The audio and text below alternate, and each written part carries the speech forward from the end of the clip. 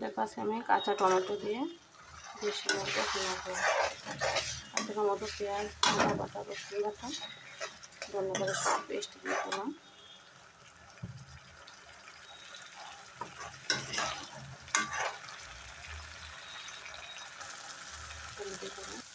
জিরে, ধনিয়া আমার একটু নেড়ে চেড়ে মিক্স করে নিই। লঙ্কা গুঁড়ো,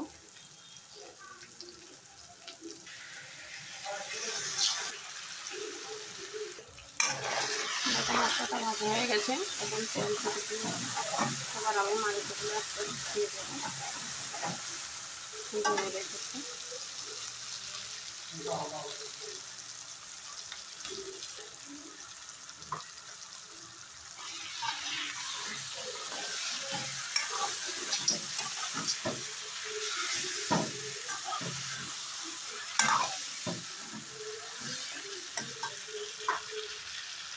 আমি মাংসটা ঢাকা দিব না, কারণ বেশি মুরগি গলে যেতে পারে, ঢাকা দিয়ে ভালোভাবে কষিয়ে নিই। দেখো মশলাটা কষানো হচ্ছে, এখানে অনেক পরিমাণে ঝোল থাকছে কাঁচা টমেটোর কারণে।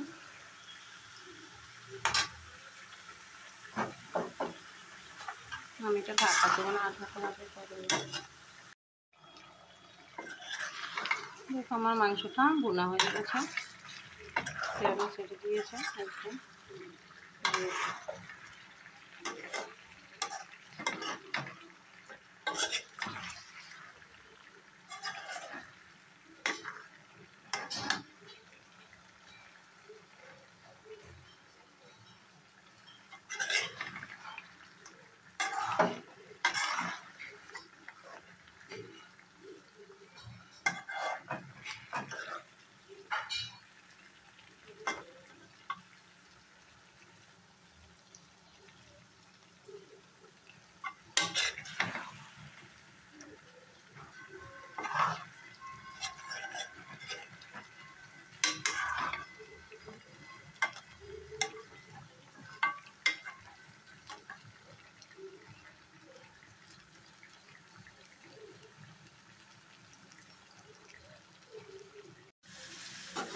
এখানে দেখো কাঁচা টমেটো, পেঁয়াজ, শুক্তো ভুনা রেসিপি করবো।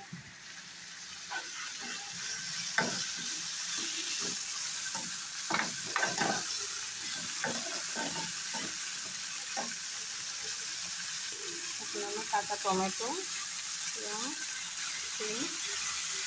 সিমের খোসাটা দিয়েছি।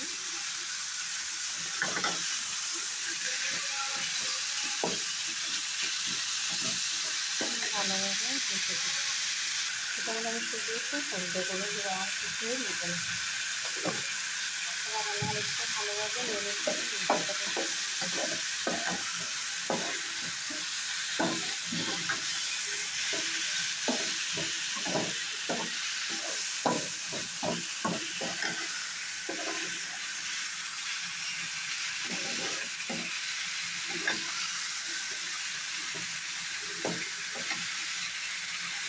শুক্তো ভুনাটা হয়ে গেছে, এবার আমি ধনে পাতা কুচি, পুদিনা পাতা কুচি দিয়ে দেবো, দিয়ে এবার নামিয়ে নেব। আমার শুক্তো ভুনাটা হয়ে গেছে। দুটার মধ্যে মাছ মাংস খেতে খেতে আর ভালো লাগে, তাই কাঁচা টমেটো দিয়ে দুটা রেসিপি বানালাম।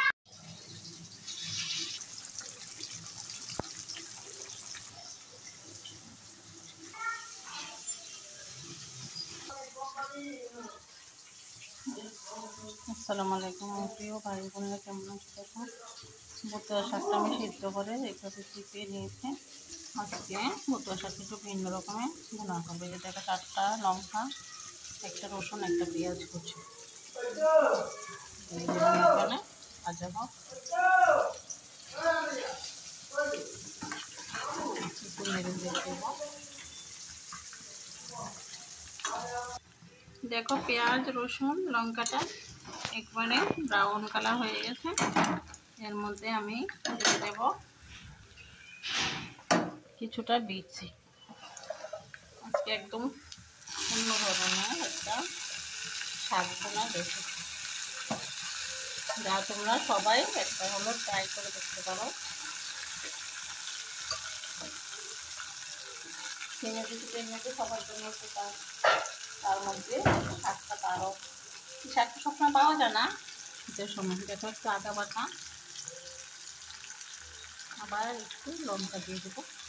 এবার আমি একটু স্বাদ মতো লবণ দিয়ে ভালোভাবে সব কিছু নেড়ে চেড়ে মিক্স করে দেবো।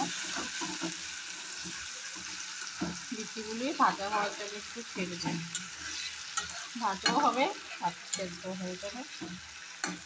এর ফাঁকে আমি শাকটাকে একটু আলাদা করে নেব।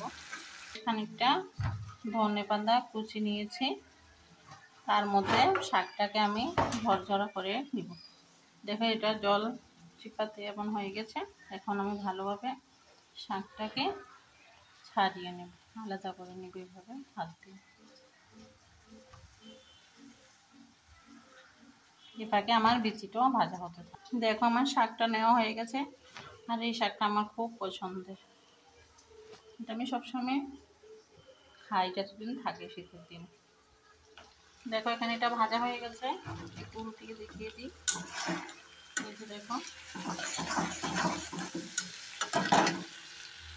এখানে আমি শাকটা ধনেপাতাটা দিয়ে দিব, দিয়ে আবার এখন একটু নেড়ে চেড়ে মিক্স করে দেব।